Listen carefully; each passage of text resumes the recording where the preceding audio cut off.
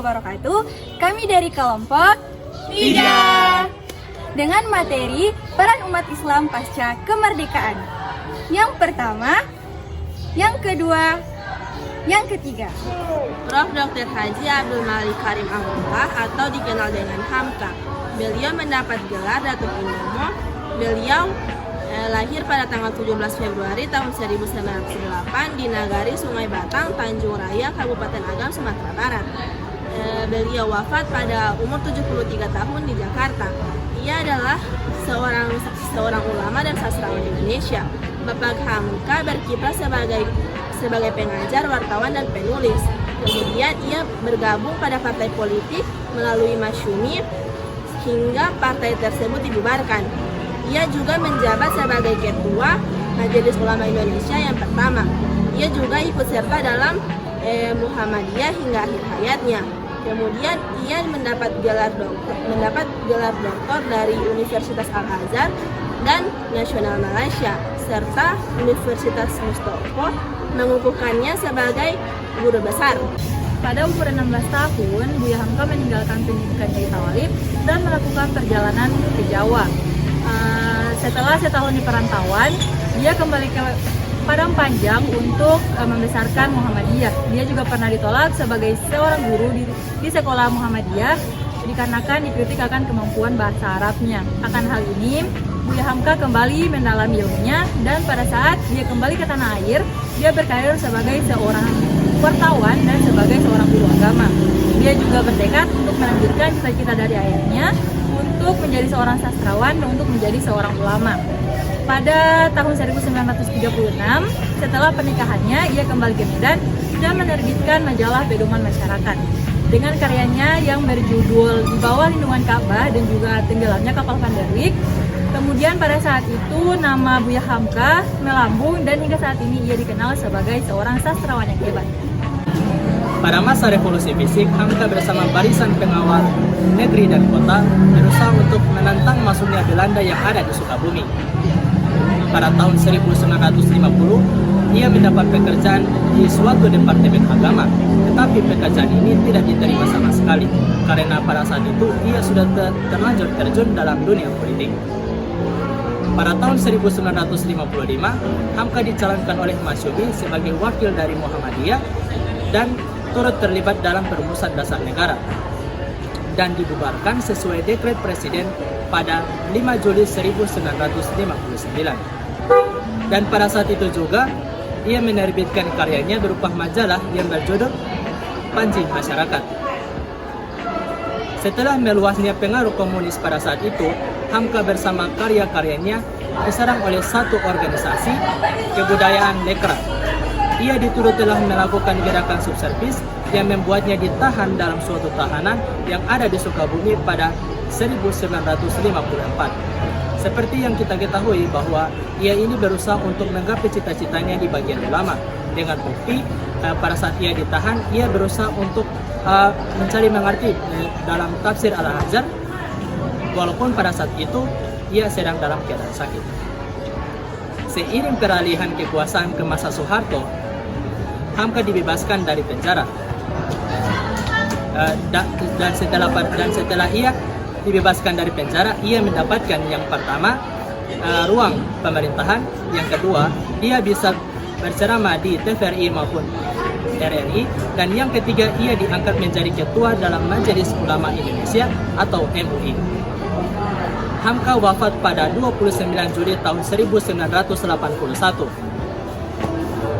Dan pada saat itu pemerintah menyematkannya sebagai Bima Mahaputra Utama dan ditetapkan sebagai pahlawan nasional. Dr. Kiai Haji Abdul Rahman Wahid lahir di Jombang 7 September 1940. Ia lahir pada hari keempat bulan ke-8 di kalender Hijriah. Ia menjabat sebagai presiden keempat di Republik Indonesia setelah Bapak B.J. Habibie, dimulai daripada tanggal 20 Oktober 1999 hingga 23 Juli 2001. Abdul Rahman Wahid lahir dengan nama Abdul Rahman Ad-Dakil, kemudian diganti menjadi Wahid. Ia adalah anak dari pasangan Wahid Hashim dan Salihah. Ia adalah anak pertama dari 6 bersaudara. Ia berasal dari keluarga yang sangat terhormat dalam komunitas Islam di Jawa Timur lah. Kalian tahu Kiai Haji Hasyim Asy'ari? Nah, beliau adalah pendiri Nahdlatul Ulama dan kakek dari pihak ayahnya. Sementara Kiai Haji Basri Samsuri adalah pengajar pesantren yang merupakan kakek dari pihak ibunya. Ia pernah mengatakan secara terbuka bahwa ia memiliki darah Tionghoa. Ia adalah keturunan dari Kim Tan Han yang menikah dengan Kim Alok, saudara kandung Raden Patah. Masa remaja Gus Dur dihabiskan di dua tempat, yaitu Yogyakarta dan Tegal Rejo, yang dimana perkembangan ilmu pengetahuan di dua tempat ini semakin meningkat. Kemudian pada saat itu pun dia pergi hijrah ke Jombang. Lalu setelah dari Jombang dia melanjutkan perjalanannya ke Mesir. Sebelum berangkat ke Mesir, pamannya dari Gus Dur telah melamarkan seorang gadis yang bernama Sinta. Selanjutnya pada tahun 1971, di mana Gus Dur telah melamar menjadi seorang sekretaris, tepatnya di Universitas Usuluddin Dakwah. Didukung lagi dengan pamannya yang mendukungnya untuk menjadi seorang sekretaris. Tidak hanya itu, ketika di Universitas Usuluddin Dakwah, dia menjadi seorang yang diundang terus-menerus menjadi narasumber. Kemudian dia berpikir lagi pada saat itu, setelah dia menuntut ilmu di Mesir, dia pun kembali ke Jombang, di mana tempat yang kedua yang telah dia hijrahkan. Di mana di sini dia menjadi seorang penulis dan mengeluarkan pemikiran-pemikirannya melalui buku-buku dan tulisan-tulisannya. Di sini dia menjadi seorang narasumber yang diundang oleh beberapa ataupun tempat-tempat yang mengundangnya sebagai narasumber. Gus Dur menderita banyak penyakit. Bahkan sejak ia mulai menjabat sebagai presiden, ia menderita gangguan penglihatan, diabetes, dan gangguan jiwa juga dideritanya. Ia meninggal dunia pada hari Rabu 30 Desember 2009 di Rumah Sakit Cipto Mangunkusumo, Jakarta pada pukul 18.45. Ia dimakamkan di pemakaman keluarga Pondok Pesantren Tebu Ireng, Jombang. Adapun beberapa penghargaan yang pernah diterima oleh Gus Dur. Di antaranya, Gus Dur menerima penghargaan dari Ramon Magsaysay Awards, yaitu sebuah penghargaan yang cukup prestisius untuk kategori community leadership Bapak Tionghoa dari tokoh-tokoh Tionghoa Semarang di Klenteng TIK Sigang Lombok. Dan pada tanggal 10 Maret 2004, Gus Dur juga menerima penghargaan dari Simon Wiesenthal Center dan penghargaan dari Medal Valor yang berkantor di Los Angeles. Adapun karakter dan prinsip perjuangan Gus Dur terangkum pada 9 nilai utama. Yang pertama ketauhidan, yang kedua kemanusiaan, yang ketiga adalah keadilan, yang keempat kesetaraan, yang kelima pembebasan, yang keenam kesederhanaan, yang ketujuh persaudaraan, yang kedelapan kekesatriaan, dan terakhir adalah kearifan lokal. Profesor Dr. Haji Baharudin Yusuf Habibie lahir di Parepare, Sulawesi Selatan tanggal 25 Juni 1936.